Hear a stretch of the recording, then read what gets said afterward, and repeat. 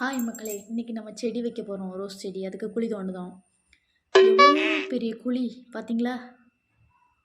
அதுக்கு சின்ன கம்பி வச்சு தோண்டிக்கிட்டு இருக்கான் என் தம்பி.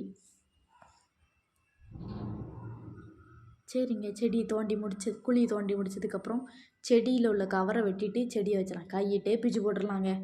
அதை அவன் கத்திரப்பானை வச்சு வெட்டிகிட்டு இருக்கான். பள்ளம் கொஞ்சம் ஆழம் ஆயிட்டுன்னொன்னே கீழே மண் போட்டு வச்சாங்க. செடி முங்கி போய் இருந்துச்சு. அதை தூக்கிட்டு கீழே மண் போட்டு வச்சுருந்தோம். நாங்களாம் உரம்லாம் கீழே போடவே இல்லைங்க. செம்மண்ணும் போடலை, ஒன்றும் போடலை, சும்மா வச்சாச்சு.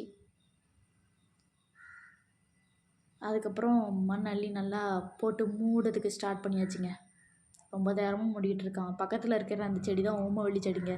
சின்ன பிள்ளைகளுக்கு சளி பிடிச்சா நெஞ்சில் வச்சு விடுவாங்க. நைட்டு போல் சளி உறிஞ்சிரும்னு சொல்லுவாங்க. என் தம்பி மண்ணள்ளி போடுறதுக்கு யூஸ் பண்ணுற அந்த ஆப்பை என்ன தெரியுமா, கண்ணாப்பை சோறு கிண்டதுக்கு யூஸ் பண்ணுவாங்க. அதெல்லாம் வச்சு மண் இது பண்ணிகிட்ருக்கான்.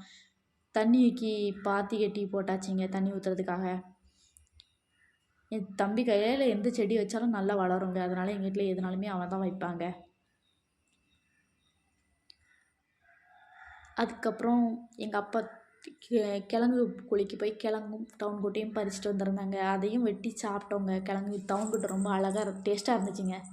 அதுக்கப்புறம் எங்கள் அப்பா கிழங்குக்கு மண்டையும் வாழையும் வெட்டி வெட்டி கொடுக்க எங்கள் அம்மா அங்கோடிருந்து உரிச்சு கழுவி வச்சுட்டே இருந்தாங்க அவிக்கிறதுக்கு. நீங்கள் இப்போ தான் நம்ம சேனலில் பார்க்குறீங்கன்னா சப்ஸ்கிரைப் பண்ணிக்கோங்க, கமெண்ட் பண்ணுங்கள், லைக் பண்ணுங்கள். சின்ன சேனலு கொஞ்சம் பார்த்து பண்ணி விடுங்க. அப்புறம் கோயிலில் கஷி நாள் நடந்துகிட்ருக்கிறதுனால யாராவது பாலும் பழம் கொடுப்பாங்கங்க. வாங்கிட்டு எங்கள் அம்மா கொடுத்தாங்க. அதுவும் சூப்பராக இருந்துச்சு. அதையும் குடிச்சிட்டு கிழங்கு விறவடுப்பில் அவிக்க வச்சாச்சுங்க.